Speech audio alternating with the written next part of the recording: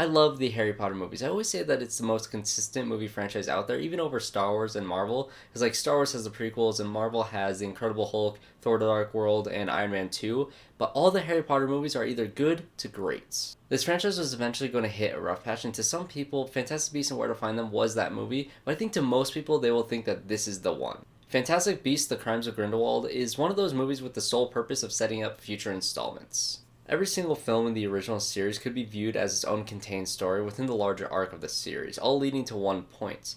The only one that didn't follow this path was The Deathly Hallows Part 1, and well, that's because that movie was only half of the story. Even Fantastic Beasts and Where to Find Them stands on its own as its own little adventure within this world. This film is trying to position all the characters in the right place for the plot to move forward. They have this goal that they're trying to reach, and you see it in the end, but it's at the cost of this film being very scattered with all these different plot lines going on at once, and it's just very messy. You have the conflict between Newt and Tina, you have the conflict between Queenie and Jacob, you have Credence and Nagini, there's of course Grindelwald and his plot. Dumbledore is also introduced in this film in his younger age, but most of these are not even the main focus of this movie. They're all second to the real story of this film, which is Credence. I really don't understand why this movie is called The Crimes of Grindelwald, because that is not the main focus of this movie at all. This movie really is about Ezra Miller. He's kind of the MacGuffin of this story, where all the characters are trying to get to him and trying to solve this mystery behind his backstory. This film seemed very keen on tearing apart the characters from the first film, just to bring them back together in this one. And that's not to say that any of these characters are bad. I liked all these characters and the dynamic between them.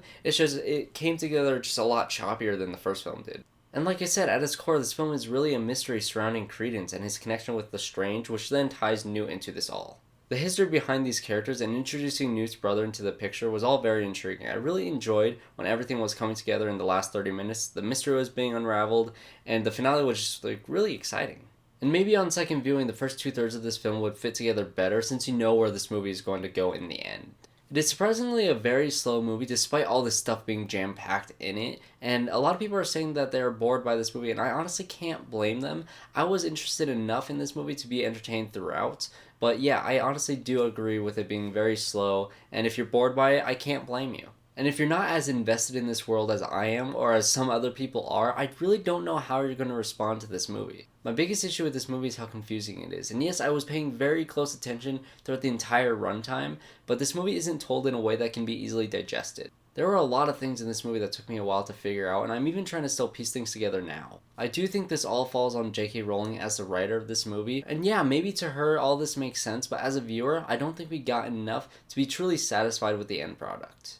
Now, it's much easier to talk about the things that you didn't like about a movie, but there are also a lot of things that I did like, but most of them have to do with spoilers, and I can't really get into them much.